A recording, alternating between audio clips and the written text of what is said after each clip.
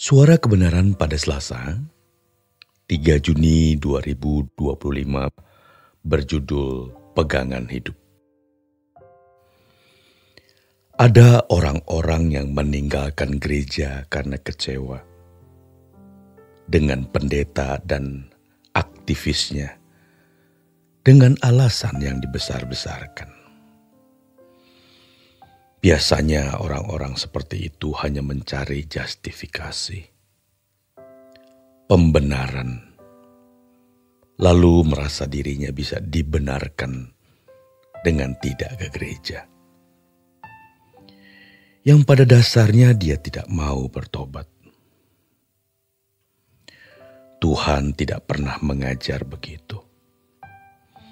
Memang ada orang yang betul-betul dikecewakan oleh gereja. Maka jangan sampai kita, khususnya para pendeta dan aktivis, mengecewakan jemaat sampai mereka tidak ke gereja, bahkan sampai pindah agama. Ya, jangan sampai. Kalau gereja mengajarkan teologi kemakmuran, gereja hanya mengajarkan Allah yang baik, penuh kasih, penuh rahmat, maka jemaat dibuat memiliki damai palsu, ketenangan palsu. Jemaat diyakinkan sudah menjadi umat Allah, umat pemenang. Mereka hanya diarahkan untuk mencari berkat Tuhan, tapi belum dan tidak diajarkan untuk mencari pribadi Tuhan. Mereka tidak mengajarkan Allah sebagai kekasih jiwa, sehingga banyak orang Kristen yang tidak berjuang sungguh-sungguh untuk menemukan Tuhan. Padahal dalam hidup kita butuh pegangan. Agama belum menjawab. Memiliki pegangan dalam standar yang benar adalah kalau kita memiliki hubungan yang eksklusif dengan Tuhan. Kalau kita hanya rajin ke gereja, belum tentu kita memiliki pegangan. Jangan kita merasa tenang karena merasa sudah dikenal Tuhan. Belum tentu. Kita mengaku kenal Tuhan, tapi apakah Tuhan kenal kita? Kita merasa disertai Tuhan, namun apakah kita juga menyertai Tuhan? Dalam hal ini, gereja harus memiliki positioning. Seperti orang dagang, kita tidak menjual barang palsu yang membuat jemaat hanya menjadi baik. Seharusnya jemaat menjadi sempurna. Tapi proses hidup yang harus kita jalani memang berat. Kita bisa mengalami kekecewaan, kepahitan, juga pengkhianatan yang bisa membuat kita putus asa. Kita lari ke Tuhan saja. Dan di sini kita diajar untuk menjadi kekasih-kekasih Tuhan.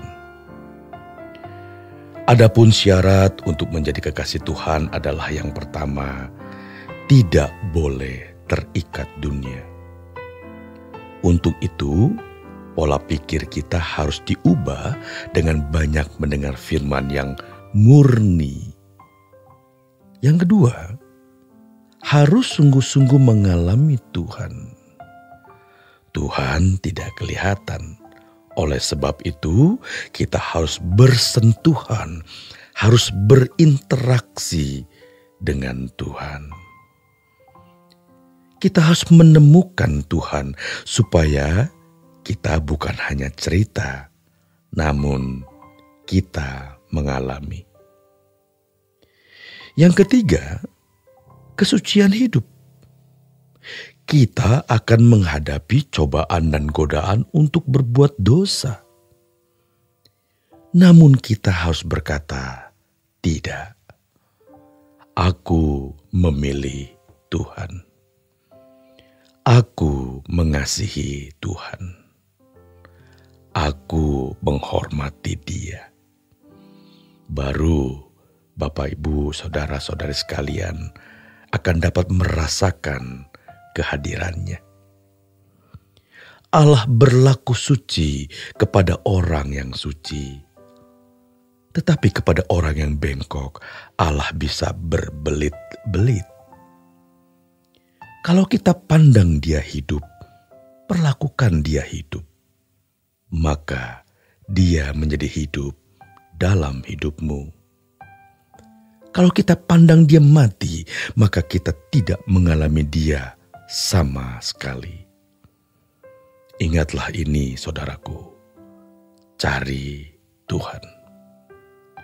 Dan yang ini tidak bisa diajarkan, kecuali kita sendiri mengalaminya. Mungkin hari ini kita belum ditolong, tapi kita percaya Tuhan sayang kita. Jadi, kalau kita sekarang ada dalam proses hidup, tidak masalah, saudaraku. Sebab itu adalah proses yang baik. Namun, ketika kita digoncang Tuhan dengan banyak goncangan, namun kita tidak mau dengar, maka tidak akan ada goncangan lagi. Kita akan dibiarkan terus. Ketika semua dibuat tertutup, bisnis, karir, rumah tangga, keluarga, kita bisa melihat ada lubang kosong dalam jiwa kita. Namun, ada Tuhan yang bisa mengisi hati kita. Maka sekarang kita mengerti bahwa ketika kita dipatahkan, itu supaya kita menemukan kekasih abadi. Jadi, kalau Tuhan tegur kita, ada goncangan dalam hidup, tetaplah cari Tuhan saja. Selamat berjuang, saudaraku. Tuhan Yesus memberkati.